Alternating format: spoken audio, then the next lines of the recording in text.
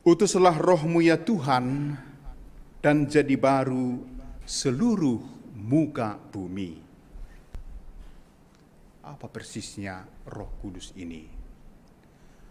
Roh Kudus secara singkat bisa dikatakan daya kekuatan yang berasal dari Allah, daya cinta Allah yang diberikan kepada manusia, yang membarui manusia, dan dengan demikian juga membarui muka bumi. Roh Kudus itu ikatan cinta antara Bapa dan Putra, yang menggerakkan, cintalah yang menggerakkan sebuah pembaruan. Tanpa adanya kasih dalam sebuah pembaruan, barangkali pembaruan bisa menjadi keliru. Saudara-saudari yang terkasih, turunnya Roh Kudus atas para rasul membuat mereka bisa berbicara dalam bahasa yang dimengerti oleh berbagai suku dari penjuru dunia. Dalam pewartaan para rasul, Roh Kudus berkarya dalam diri mereka. Demikian berkat Roh Kudus, mereka dapat mewartakan diri Allah, bukan mewartakan diri mereka sendiri. Allah mencurahkan juga Roh Kudus kepada tubuhnya, yaitu gereja. Kita menerima Roh Kudus dalam bentuk sakramen, antara lain sakramen baptis. Kemudian yang terutama dalam sakramen krisma, di mana kita menerima karunia Roh Kudus. Sebagai ciptaan baru dalam Roh Kudus, kita mempunyai peran pemersatu dalam gereja. Orang Kristen adalah anggota dari satu tubuh, yakni tubuh Kristus. Barangkali kita berasal dari berbagai macam suku, bahasa, kaum, dan bangsa. Gereja dengan ragam karunia, ragam cara mengekspresikan iman, ragam kekayaan karunia perlu diikat dalam sebuah kesatuan. Pengikat kesatuan inilah Roh Kudus. Dan Roh Kudus inilah Roh Kristus sendiri. Sebagai anggota gereja kita diberi karunia dan talenta yang beraneka ragam sesuai dengan kapasitas kita masing-masing. Saudara-saudari yang terkasih, apa jadinya kalau keanekaragaman tanpa ikatan, tanpa Roh Kudus, tanpa Roh pemersatu, tanpa Roh kasih?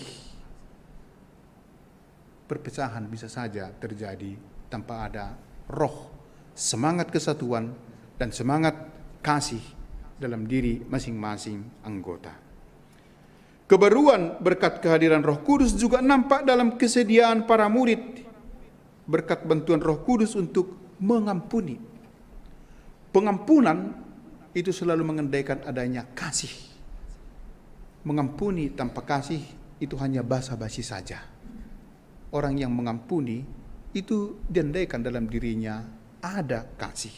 Dan kasih inilah semangat, kekuatan yang berasal dari Allah. Saudara-saudari, apa yang menarik dari semua yang saya sebutkan tadi? Rupanya, Roh Allah membutuhkan kita untuk membarui dunia ini. Dalam perjalanan sejarah, Roh Allah itu sudah ada.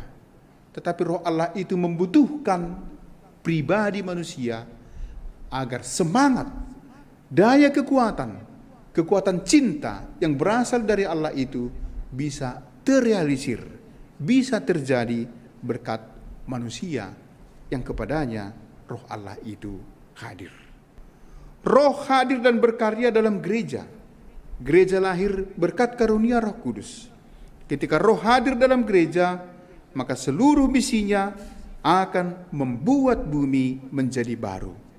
Sebaliknya, jika roh tidak lagi hidup dalam gereja dan tidak berkarya, maka kehadiran gereja menjadi tidak relevan, bahkan bisa dikatakan mati.